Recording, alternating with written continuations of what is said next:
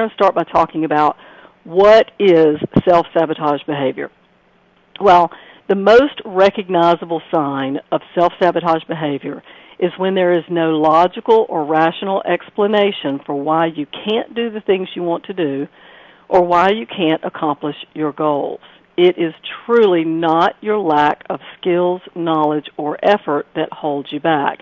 And this is probably one of the most significant reasons why people connect with my materials, because they know that there are certain goals that they have and things they want in their lives, and there's just no logical reason why they can't have those things or do the things they want to do, but there is truly something holding them back. So what it really is, there's something inside of you that is stronger than your willpower, and it sabotages your efforts to do the things you want to do and have the things you want to have.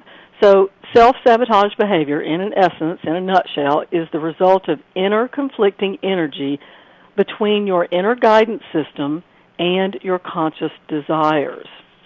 So I want to give you a visual of how this inner guidance system works. And the best way for me to do that is to compare this to an airplane. And if you think of your inner guidance system, if you think of it as acting as an internal autopilot, you must know that its sole purpose is to protect you and preserve your life in an automatic way. And also, we'll talk about this some more as we move forward, but your inner autopilot, this guidance system, is very primal. It is it's a very single-minded part of yourself, and its sole purpose is to protect you and preserve your life using the programming that was programmed into it. And for most of it, it's when we were a child, we got some programming that maybe was effective for us then, but maybe not effective for us when we're adults. So in this example, let's say you're flying an airplane and you want to go west to California, and you're in the upper northeastern states in the United States, and you want to go west in your airplane. You're the pilot, and your airplane autopilot is actually set to take you south to Florida. Well, if you imagine that trip and you're in the pilot seat, well, you're going to have to hold on to the steering of the airplane and really use your willpower for the entire trip to keep yourself actually on track and actually reach California. Not only that, it's a shorter distance to Florida than it would be to California. So at some point in the middle of your trip, your airplane is going to think, it's going to try and tell you it's time to land. So there's all kinds of messed up things happening in that scenario that are going to not help you get where you actually want to go, and they actually will distract you and try to prevent you from getting where you want to go. But the autopilot doesn't know any better. It thinks that the programming that it has inside of it is the accurate programming. And anybody on this call who knows anything about computers, you know that if there is bad code in a program, that hitting the enter key or clicking the mouse 100 times is not going to change the code that is behind the scenes that's running the program. You have to actually go in and change the code. So another really good analogy is, probably every one of us on this call have been in a car before when we were driving down the road and maybe the wheels were out of alignment, and you had to use your willpower and you had to pay a lot of attention to make sure that you kept the car going straight and staying on the road instead of its desire to veer off either to the left or to the right. And so that's another example of the guidance system. It doesn't know any better. The wheels are now aligned to go to the left, so it's trying to pull you to the left, but that's not where you want to go. So self-sabotage behaviors truly are irrational and illogical, and they cause you to struggle against yourself. So if your autopilot is filled with beliefs that are no longer useful, they will not help you to create what you want, but instead will cause you to sabotage your efforts to be successful. So a good illustration of this is to show your willpower versus your autopilot.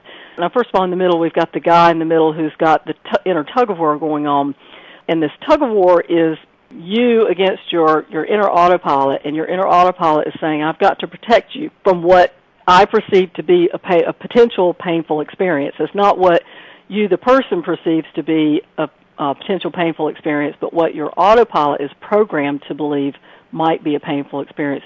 So on the left-hand side, we're looking at your willpower, your goals, your desires, the things you want to do, your plans. And then on the right-hand side, you're looking at your autopilot, whose, again, sole purpose is to protect you and preserve your life using the beliefs that you've programmed into it. So a couple of good examples are, on the left-hand side, let's say that, on your desire, you want to lose weight and you really want to love your body.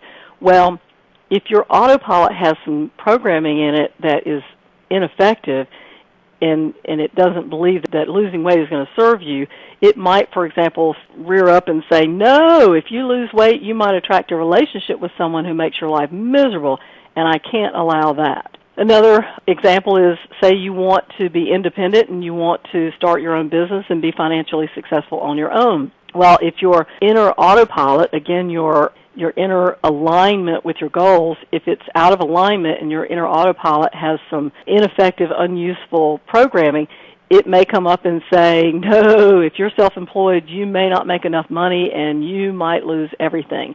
And I don't know who on this call has done this before. I know I certainly have in stressful financial situations in my past. But some of us have the ability to actually take just that one thought and automatically run it all the way through the progression of, suddenly we're not successful and we're living on the street. We've become homeless because of all this succession of things that we imagine might happen. That's your autopilot. And again, that's your autopilot that's trying to protect you. You are the one who believes and knows that you really do have the ability to reach the goals that you have set for yourself.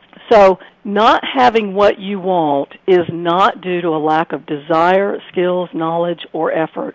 And it is not due to some inadequacy on your part. It is due to the ineffective programming of your inner guidance system, your autopilot.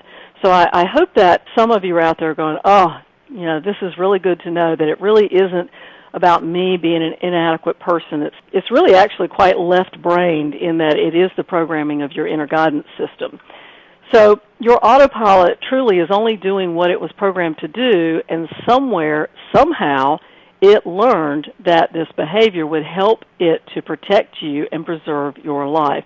And as I mentioned, your autopilot is very primal. It's you could even take it all the way back to the fight or flight part of yourself, in that if it has programming that tells it that being independent and self-employed is going to somehow make you unsafe, then it's going to do everything in its power to keep you from going in that direction. So one of the things that I absolutely have learned about changing your inner autopilot is this. You must want to fly so badly that you're willing to give up being a caterpillar in order to become a butterfly.